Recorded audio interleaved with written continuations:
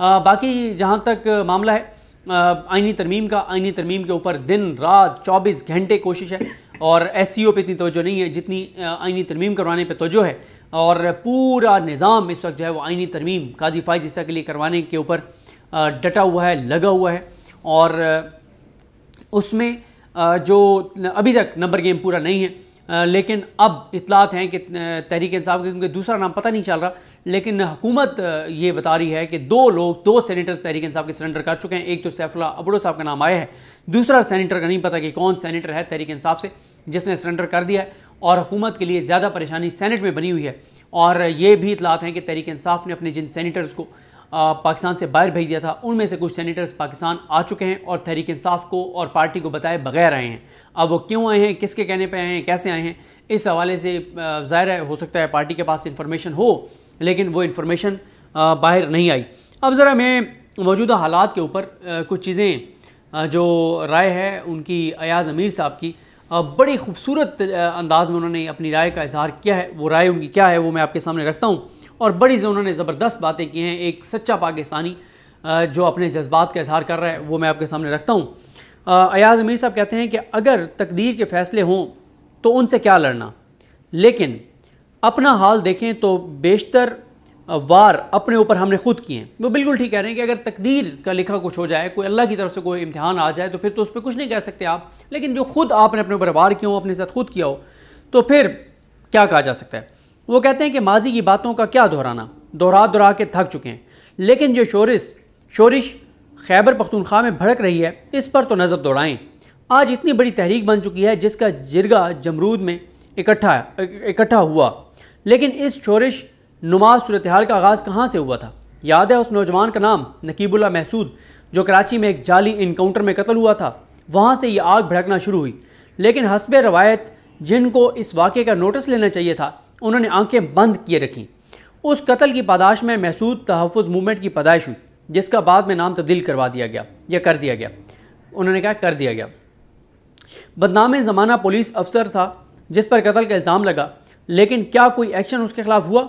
वो जो कईयों का चहेता था उस पर कौन हाथ उठाता। खुश व खुरम वो कहते हैं कि वो खुश व खुरम ज़िंदगी बसर कर रहा है, लेकिन उसकी लगाई हुई चिंगारी एक भड़कती आग में तब्दील हो चुकी है। फिर अयाज़ अमीर साहब कहते हैं कि और हस्बे रवायत कोई पूछने वाला नहीं। अजीब मामलात हैं।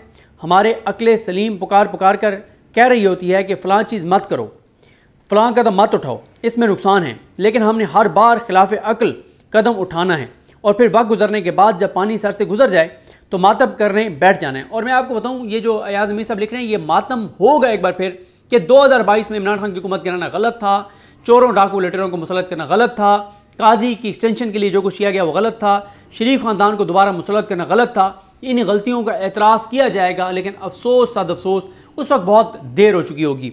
फिर अयाज़ अमीर साहब कहते हैं कि उस मूवमेंट का, वो PTM की तरफ इशारा कर रहे हैं, उस मूवमेंट का नाम नहीं ले रहा क्योंकि उस पर बेवकूफ़ाना पाबंदी लगा दी गई थी, लेकिन वहाँ के अवाम का जोर इतना था कि जिस जिरगे का ऐलान किया गया और जिससे वफाकी सरकार घबराई हुई थी उसे रोकना मुमकिन ना रहा। फिर उसी अलीम इन गंडापुर को बीच में लाना पड़ा जिसे कुछ दिन पहले लान तान से नवाजा जा रहा था। गंडापुर ने कुछ अकल दिलाई, तब जाकर वफाकी सरकार को होश आया कि आग से खेलने का नुकसान बहुत हो सकता है। कल तक गंडापुर बागी समझा जा रहा था, लेकिन जमरोद की नाजुक सूरत हाल के पेश नज़र उसके पास गवर्नर सरहद भी पहुंचा और हजूर वज़ीर दाखिला भी। तस्वीर तो सबने देखी होगी, गंडापुर बीच में बैठा है और ये दोनों साहब यानी फैसल करीम कुंडी और मोहसिन नकवी दाएं बाएं बैठे हैं और इस तस्वीर में इज़्ज़त माब वज़ीर दाखिला की शक्ल देखने के काबिल है। गंडापुर को बीच में बिठाने का फ़ायदा ये हुआ कि जिरगे का इनेकाद पुरअमन माहौल में हुआ, नहीं तो चंद रोज़ कबल जिरगे वालों पर धावा बोला गया तो 4 अशखास की अमवात हो गई। इश्तियाल बढ़ सकता था अगर वफाकी सरकार अपनी अप्रोच पर बज़िद रहती। गंडापुर ने सूरत हाल को बचाया, लेकिन इज्तिमा तो उस तहरीक का था और ये बहुत ही भरपूर अंदाज से हुआ।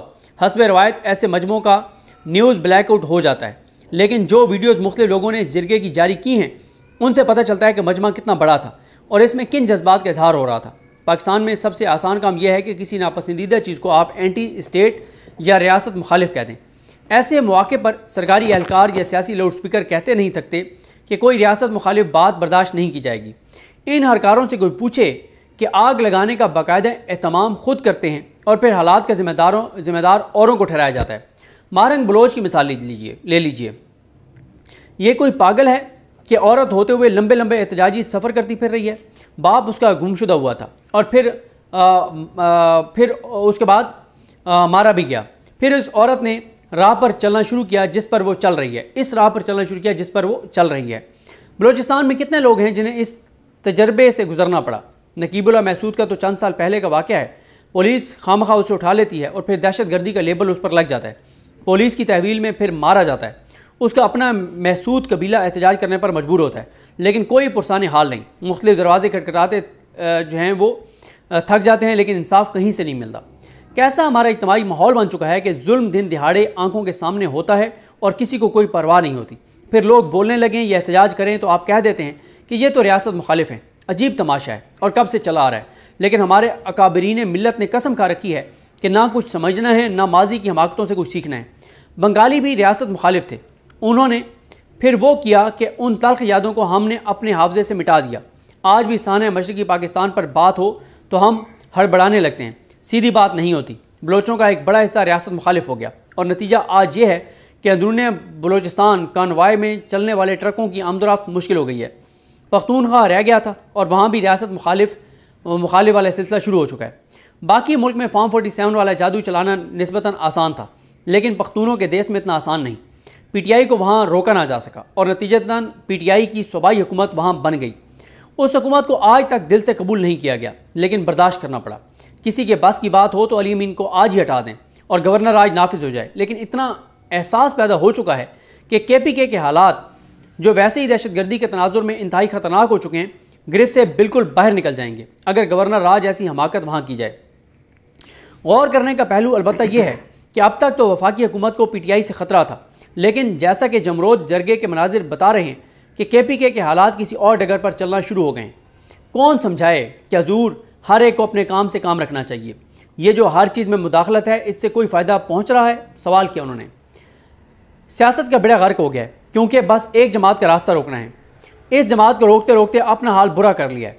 एक बात अलबत्ता अच्छी हो रही है कि चीफ जस्टिस काजी फायज ईसा की कौमी खिदमात की दास्तान ख़त्म होने वाली है। अच्छा, ये तो कह रहे हैं कि दास्तान ख़त्म होने वाली है, लेकिन इस वक्त तक तो काजी की एक्सटेंशन के लिए पूरा जोर लगाया जा रहा है और 9 मई के बाद तहरीक इंसाफ के MNAs और सेनेटर्स के लिए इतनी जो है वो सख्ती नहीं थी जितनी इस वक्त है।